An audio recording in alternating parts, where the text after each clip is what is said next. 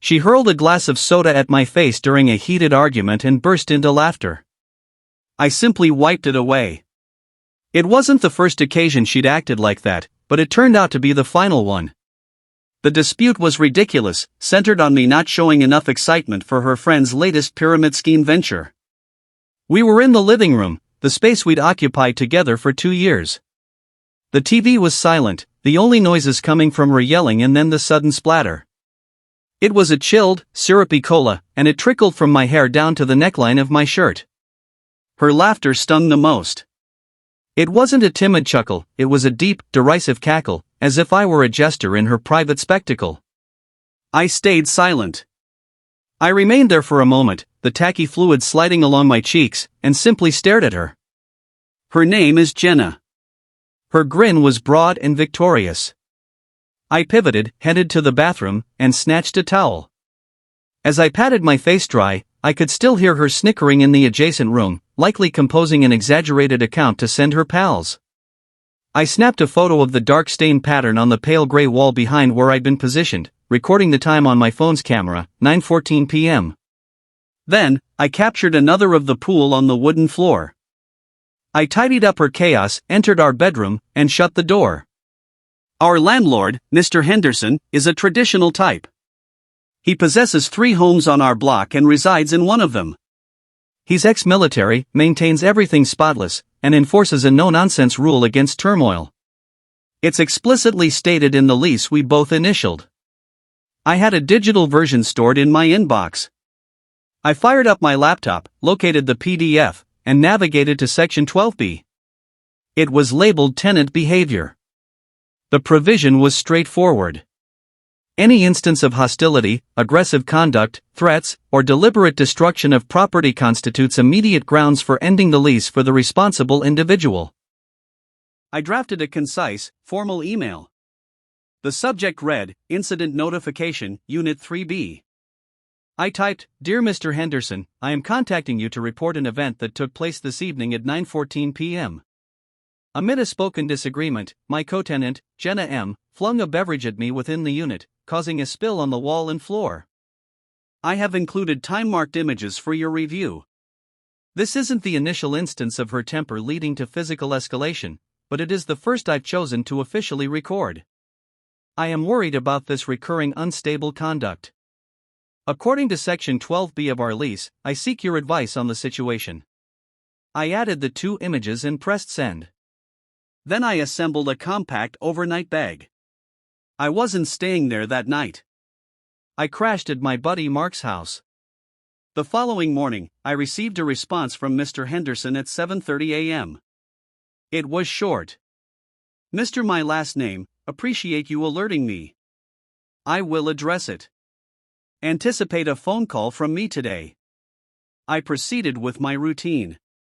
I ignored the dozen messages Jenna fired off, which varied from furious, Are you really ignoring me? Act mature, to phony worried, Are you alright? I'm concerned about you.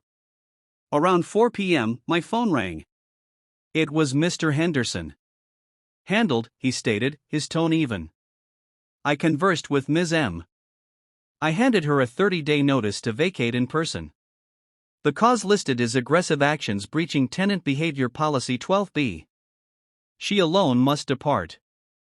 Your agreement will be updated to name you as the only occupant once she's gone. I don't allow such foolishness in my properties. Inform me of any additional problems. I expressed gratitude. He grumbled and ended the call. An hour passed, and my phone went off repeatedly. It was Jenna. She was yelling so intensely I had to distance the device from my ear. You arranged my eviction? You complained to the landlord about a minor spill? Are you unhinged? I paused until she inhaled. It wasn't a minor spill, Jenna. You launched it at me, and you mocked it. I'm finished. I disconnected. She rang back 7 more times. I let it ring. Then the messages resumed, now from her sister, Chloe. Chloe was usually the level-headed one. Her message said, What's happening? Jenna is frantic, claims you got her expelled. I responded, she flung a soda in my face and chuckled about it. The landlord enforces a rigid rule on such actions. It was her decision. Chloe took time to reply. Jenna's 30 days were a torment of subtle hostility. She'd bang doors, blast music at strange times, and scatter her belongings across shared spaces. I simply disregarded it. I recorded everything with images and brief memos, in case needed. But I never required them. I passed most evenings at Mark's anyway. He allowed me to bunk on his sofa. "Man, you handled it correctly," he remarked one evening. "That's not standard. Folks don't behave that way." It helped hearing it from another person. I recognized it wasn't standard, but I'd grown accustomed to her explosions that my grasp on normalcy was distorted. On the month's last day, she removed her items while I was at the office. I returned to a vacant unit. Well, nearly vacant. She'd swiped some items that were clearly mine, a bookcase, an elegant light fixture, or a quality knife set. She'd also bestowed a farewell token, a lengthy deep gouge on the living room wall where the couch had sat, and on the kitchen counter, a stack of overdue invoices.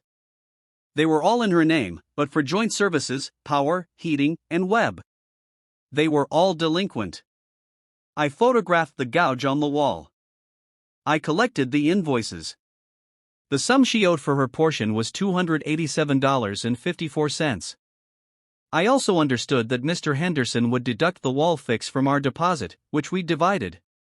The quote he emailed later was $200, so she owed me her share of that, another $100. Overall, $387.54. I dispatched her a courteous text with a precise itemization of the sum. "Jenna, this is your portion of the closing service charges and the wall fix. Kindly remit the $387.54 by week's end." Her response arrived immediately. "Lol, you expect me to pay you anything after you left me without a home? Screw yourself." I didn't respond. Instead, I covered all the service charges completely to safeguard my credit. I settled Mr. Henderson for the wall directly so the entire deposit would return to me.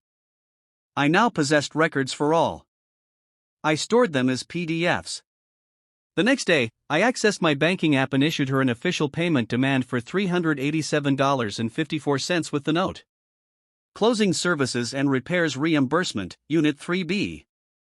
She rejected it in moments. I bided a week. Then I mailed her an official notice via certified post. It's somewhat outdated, but it establishes an undeniable record. The notice detailed the owed amount, enclosed copies of all records, and set a 10-business-day deadline before pursuing further recovery methods. I confirmed receipt via the delivery notice. She stayed silent. The further method was small claims tribunal. The filing cost in my area was $50. I completed the forms digitally, attached the PDFs of the records, the lease section on repairs, the payment demand capture, and the certified post verification. I presented the details plainly and without feeling.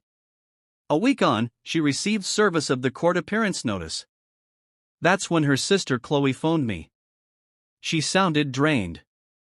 She just rang me, sobbing and ranting that you're taking her to court.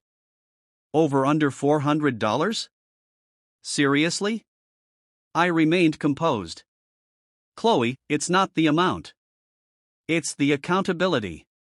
She committed to her share. She inflicted damage. She believes she can evade her obligations. I'm not permitting it. I outlined the actions I'd taken, the polite text, the demand, the certified notice. I noted Jenna had spurned each one. "I'm not aiming to complicate her existence," I added. "I'm merely enforcing responsibility." A lengthy silence followed. "She claimed to us you were domineering and expelled her without cause," Chloe murmured softly. She omitted the beverage, the charges, the gouge. I simply stated, "I have images of everything, Chloe." I heard her exhale. "I trust you," she replied. "I'm apologetic you're managing this." My sister, she tends to craft her own version of events. We ended amicably. That exchange felt like a greater victory than the funds. A few days later, the online smear began. Jenna avoided naming me, but it was clear. She shared ambiguous updates about fleeing a poisonous and domineering partnership and rebuilding from nothing after being cast onto the streets. Her circle, aware only of her narrative, inundated the replies with encouragement. "You're incredibly resilient. His mistake. We're here for you." It was sickening to witness. Mark spotted it and rang me, enraged for me. "Will you allow her to escape this? You should share your account. Share the proof." I declined.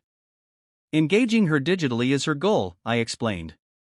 It provides her more ammunition.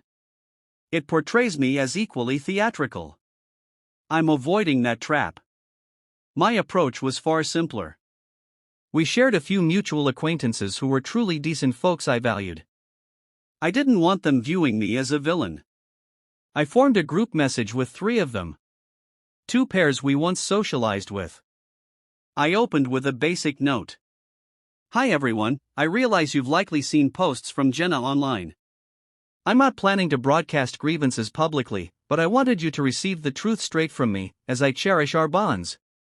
Then I attached 4 items. The first was the initial image of the cola splattered on the wall. The second was a capture of Mr. Henderson's email verifying he was serving the eviction for aggressive conduct. The third was a capture of her message stating, "Go f*** yourself," upon my request for the charges. The fourth was a capture of one of her open posts, where she asserted she was expelled without justification. I concluded, she flung a beverage at me, declined to cover her charges, and was removed by our landlord per a clause she agreed to. I've now resorted to small claims to recover utilities she consumed. These are the details. Hope you're all well. The replies came swiftly. One acquaintance, Sarah, wrote, "Oh wow, I was clueless. She informed us you two had a minor spat and you exaggerated." Her spouse added, "Damn, that's wrong. Appreciate sharing the reality." The other pair mirrored the reaction. In an hour, 4 individuals knew the actual events. I didn't request they choose sides or challenge her. I merely provided the proof. The repercussions were subtle but rapid. One acquaintance later informed me that Sarah had privately messaged Jenna inquiring why her tale diverged so from the evidence I'd shared. Jenna reportedly erupted, labeling Sarah a backstabber. That bond dissolved instantly. The network she had mobilized against me started to fracture, not from my words, but from her own conduct's proof. The highlight, however, was the call from Chloe roughly a week prior to the hearing. She was furious, but not toward me.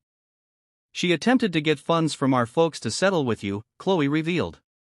"She told them you were litigating out of malice and bothering her. She fabricated it all. I was present and couldn't remain silent. I disclosed everything. I displayed the messages you'd sent me. I described the beverage, the charges, the gouge. My father was livid. He phoned her and insisted she mature and own her chaos. He denied her any money."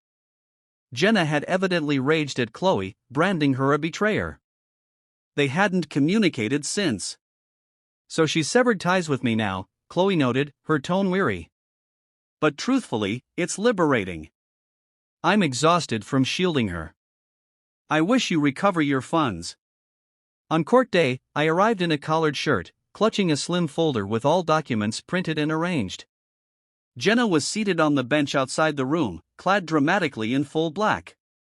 She was typing rapidly on her device. She glanced up and scowled at me, but stayed mute. When our matter was summoned, we entered. The judge was a senior lady who seemed to have witnessed it all multiple times. She was tolerant but conveyed zero tolerance for absurdity. She requested I outline my claim. I rose and delivered the details steadily.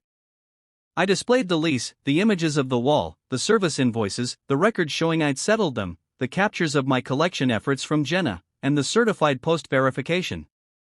I summarized the scenario in about 2 minutes. I omitted the beverage incident. I confined it to the monetary issues. It was a basic matter of unsettled joint costs and destruction. The judge then addressed Jenna. Ms. M, your rebuttal? Jenna rose and embarked on a weepy, disjointed tale of how I was a scheming former partner aiming to destroy her existence. She alleged I'd been psychologically harmful for years, that I'd abruptly removed her from our residence, and that this action was merely continued torment. She insisted the charges were fabricated and the gouge predated our tenancy. The judge heard her out impassively. Upon Jenna's finish, she examined the submissions I'd provided. She lifted the gouge image. You claim this gouge existed prior, Ms. M? Was it documented on your entry checklist? Jenna faltered, well no, we skipped that. The judge then reviewed the lease. This is your mark here, right? Beside the provision committing to cover any exit damages? Jenna softly confirmed yes. The judge then inspected the service invoices. And these cover the time you resided there, correct? Jenna conceded they did. And you lack evidence of paying your share? He was meant to manage it.